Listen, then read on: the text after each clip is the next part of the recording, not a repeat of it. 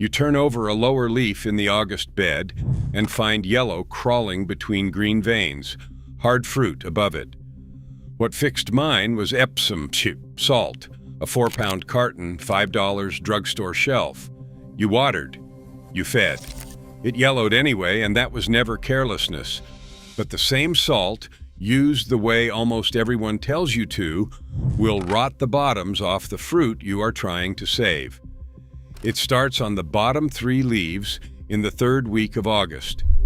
By the weekend, it is 6 leaves up.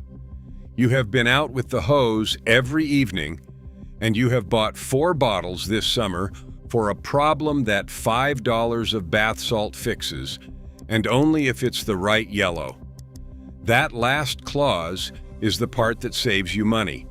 There are 6 yellows on a tomato plant in August. This spray answers one of them, does nothing whatsoever for 4, and on the 6th it will cost you fruit. Before I go further, go and look at one leaf. Tell me which it is. Veins still green, whole leaf pale or spotted. Type green, pale, or spotted. I read them. You may wonder why you cannot simply buy the right bottle. You can buy 40. Walk into any garden center this month and there is a wall of bright plastic, every label promising green. But a bottle has to be right for every garden that picks it up, so it is built to be generic. And generic is the one thing a yellow leaf cannot use. A shelf sells you a tonic because a tonic cannot be wrong. A diagnosis can't be bottled. And here is the part nobody says out loud to you. You didn't starve this plant. You watered it, you fed it, and it went yellow anyway because in August, the food is in your soil and the delivery truck has stopped running. Chlorophyll is the green working surface of your leaf, the part that turns sunlight into sugar. One magnesium atom sits at the center of every chlorophyll molecule, so when magnesium runs short, the green has nothing to build on. Magnesium and nitrogen can both be pulled back out of an old leaf and shipped up to a young one, which is why your trouble shows at the bottom first. Iron doesn't move once it's parked, so an iron shortage shows at your plant's top. So the obvious thought is your soil ran out. It didn't. Push 2 fingers in beside the stem this week and you will find the soil cracked away from it. Most of what a root eats rides to it in moving water. When your bed dries down in August heat, that delivery simply stops. The pantry is full and nothing is being carried to the door. The plant is starving with its feet in food, which means before you spray anything at all, you soak that bed.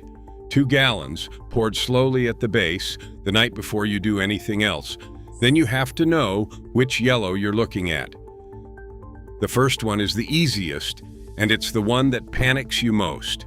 Bottom 2 or 3 leaves, evenly yellow, nothing on them, and everything above them dark and holding.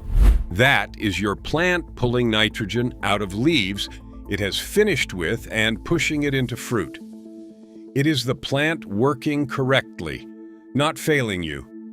Strip those leaves for the airflow and stop worrying.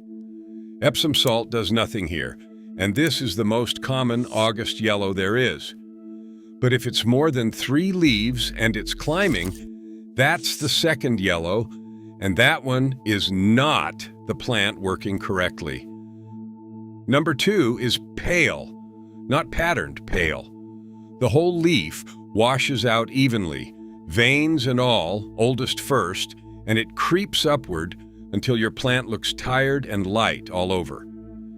That's nitrogen running short, and 9 times in 10 in August, it's the dry soil doing it rather than an empty bed. Water first, feed second, and feed lightly.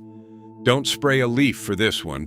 Nitrogen belongs in your ground where roots can take it in over days. And go easy after mid-August because nitrogen this late buys you a flush of leaves you don't need and delays the fruit you do. That one belongs in the soil. The next is the only yellow on this list that belongs on the leaf. Number 3 is what the whole video is built on. turn your leaf over. If the veins are still dark green and the tissue between them has gone yellow, a marbled look, like green netting laid over a yellow leaf, and it's on the older leaves while the top of your plant stays dark, that's magnesium. Now, the honest part. Most garden soil is not short of magnesium, and if I sent all of you to the drugstore, I'd be wasting most of your money. Extension services have said so for years, and they are right. But if you grow in pots, you are the one group I would not talk out of this. Every watering carries magnesium out of your drainage hole, and by August, a 5-gallon bucket has been flushed roughly 60 times since May. And there's a stranger reason it turns up in beds. Look at what you've been feeding. Magnesium, calcium, and potassium all enter the root through the same crowded doorway, and whichever is most abundant pushes ahead. So those high potassium tomato and bloom formulas quietly crowd magnesium out. The bottle you bought to help is a common cause of the yellow you're staring at. One limit before you go and mix anything. This only works on tissue still alive. A leaf gone papery and brown at the edges is spent, and nothing brings it back. Hold on to the fact that this goes on leaves and not on soil, because there's a reason, and it's the thing I warned you about. You don't need a soil test for any of this, because the leaf is the test. Magnesium is the only yellow that leaves the veins green on your old leaves, while the top of the plant stays dark. Number 4 is that same marbled pattern turned upside down.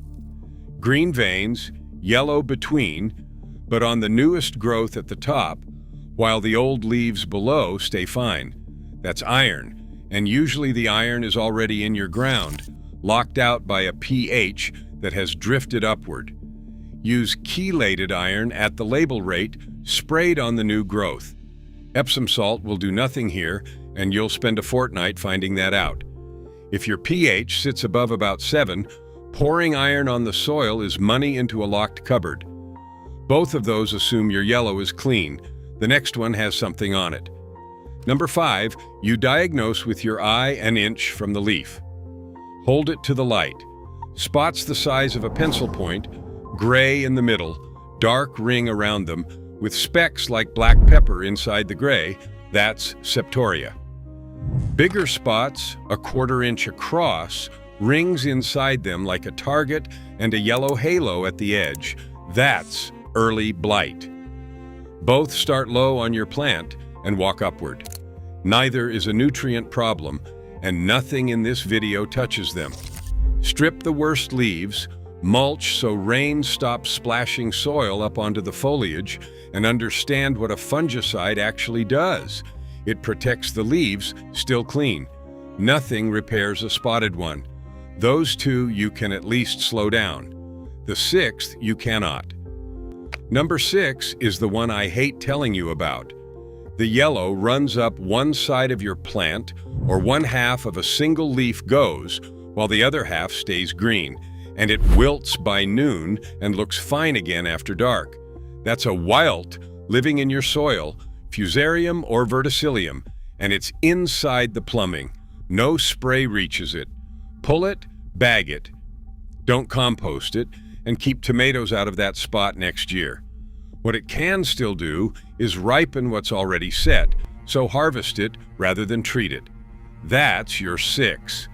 Now here's the jar, and here's the mistake I promised you at the start. A 1-gallon pump sprayer if you have a row, a 32-ounce hand mister if you have 2 plants in pots.